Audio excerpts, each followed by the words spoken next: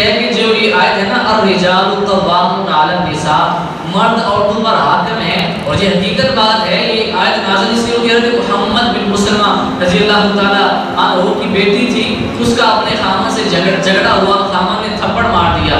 اب وہ چونکہ ایک اعلیٰ نسب گھرانے سے تعلق رکھتی تھی، وہ حضور کی بارگاہ میں آئی، آگر اس کی حضور میرے خامن نے مجھے تھپڑ مار دیا ہے. پھر آقا صلی اللہ علیہ وسلم کے قصاص کے احکام کو مد نظر رکھتے ہوئے کہا تم بھی اس کو تھپڑ مار دو. ابھی یہ کہا ہی تھا فوراً آیت نازل ہوگی الرجال قوامون علی النساء، مرد عورتوں پر حاکم ہیں، وہ انہیں آداب سکھا سکتے ہیں. لہذا حضرت محمد بن مسلمہ کی بیٹی یہ حق نہیں رکھتی کہ وہ اپنے خامن کو تھپڑ مار سکے. یہ آیت جو اب ہمارے معاشرے میں لوگ سنتے ہیں تو مرد جو ہے وہ اپنے آپ کو اتنا اعلیٰ سمجھتا ہے کہ بیوی کے حقوق بھول جاتا ہے. وہ کہتا ہے میں ہی سب کچھ سنبھالا گے. اسلام نے واقعی اس کو بڑی قدر دی. میرے آقا صلی اللہ علیہ وسلم نے فرمایا اگر میں یہ حکم دیتا اس شریعت کے اندر کہ رب کے سوا کسی اور کو سجدہ کرو تو کیا حکم دیتا؟ عورت کو حکم دیتا وہ اپنے مرد کو سجدہ کرے.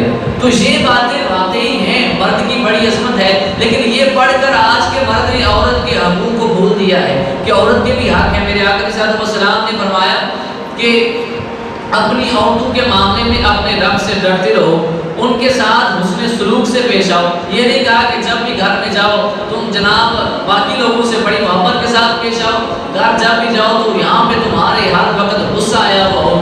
بات کرنے کا طریقہ ہی اس طرح غصے کے ساتھ. آج آپ معاشرے کے اندر دیکھ لیجئے گا، اگر بیوی پانی کا گلاس آدھا پی کے مرد کو کہے نا یہ پی لیں تو مرد اپنی شان کے خلاف سمجھتا ہے میں تیرا جھوٹا پیوں، یہ ہو ہی نہیں سکتا. اب چلیے حضور کی بارگاہ میں پوچھتے ہیں یا رسول اللہ یہ عمل کیسا ہے؟ حقوق زوجین ہمارا موضوع ہے تو آپ بتائیے کیا مرد عورت کا جھوٹا پی سکتا ہے؟ تو حضور صلی اللہ علیہ وسلم کی سنت کریمہ کیا بتاتی ہے؟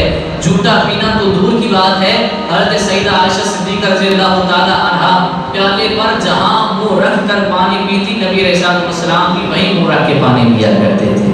تو پتہ چلا مرد نے یہ باتیں کچھ اپنے پاس سے بنا لی ہیں، اپنی شان خود ہی بنا. جو اسلام نے اس کو شان دی ہے اس سے بھی آگے بڑھ گیا کہ میری اتنی شان ہے. بیوی کو پھر کچھ اس نے سمجھا نہیں، پاؤں کی جوتی سمجھ لیا.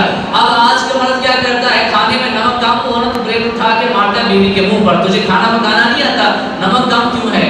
اب حضور صلی اللہ علیہ وسلم کی بارگاہ میں چلتے ہیں تو چیلنج کر رہا ہوں، حضور صلی اللہ علیہ وسلم کی ظاہری 63 برس زندگی میں ایک بندہ بھی نہ قرآن سے حدیث لا سکتا، قرآن سے ثبوت لا سکتا ہے، نہ حدیث سے، نہ کوئی ضعیف حدیث لا سکتا ہے، نہ موضوع حدیث لا سکتا ہے. میرے آقا صلی اللہ علیہ وسلم نے ساری زندگی میں ایک دفعہ بھی کھانا کھانے کے بعد یا کھانا کھاتے ہوئے اس میں نقص نکالا ہو.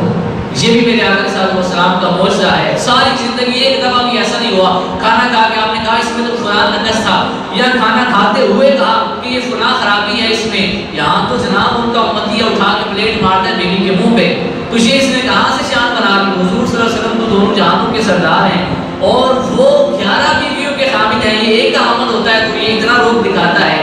تو پتہ چلا حقوق زوجین ہمیں پورے کرتے ہوئے یہ خیال رکھنا چاہیے کہ اگر میری بیوی کا یہ حق بنتا ہے کہ وہ میری باتیں مانے اور میری قدر کرے تو پھر میرا بھی کچھ حق بنتا ہے میں بھی اس کی قدر کروں. یہ ہمیں دیکھنا ہے، اپنے حال پہ خود نظر ثانی کرنی ہے کہ جو باتیں شان نہیں ہے ہم نے انہیں کیوں شان بنا لیا ہوا ہے. یہ کہتے ہیں کہ میں اپنی بیوی کا جھوٹا نہیں پیوں گا. کیوں نہیں پیو گے؟ حضور صلی اللہ علیہ وسلم نے تو پی لیا. تم کون ہوتے ہو؟ تم ان سے زیادہ شان کے حامل ہو معاذ اللہ. ان کی شان سب سے بلند ہے. تو جب انہوں نے پیا تو پھر تم بھی پیو گے تو گھر میں محبت بڑھے گی، محبت کام نہیں ہوگی. جب تم اپنی بیوی کو جوتی کی نوک سمجھو گے تو کیسے محبت بڑھے گی؟ وہ صرف تم سے ڈرے گی اور ڈر کبھی محبت کو بڑھا نہیں سکتا.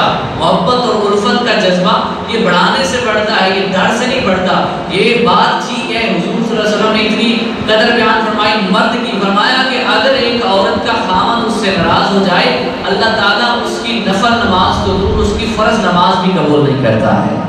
تو آپ خود سوچیں اگر عورت جو ہے اس سے مرد ناراض ہو اس کے نفل بھی قبول نہیں ہوتے، اس کے فرض بھی قبول نہیں ہوتے.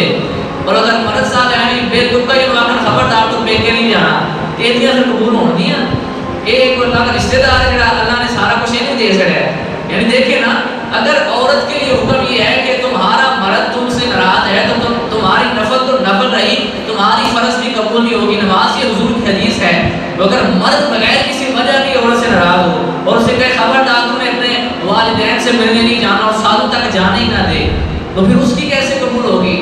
اسلام ہے کہ انصاف رکھتا ہے. یہ نہیں کہ عورت کو ذلیل کر دی. عورت تو پہلے ذلیل تھی, اس نے عورت کو زمین کی پستیوں سے نکال کے آسمان کے ستاروں میں شامل کر دیا ہے. اس نے عورت کو اس کی قدر بتائی ہے کہ تیری یہ قدر ہے. لیکن اس کے بعد اگر پھر ایک امتی آج اس طرح کرے تو پھر اس کو اپنے حال پہ نظر ثانی کرنی چاہیے کہ کیا میں میرا یہ عمل شریعت کے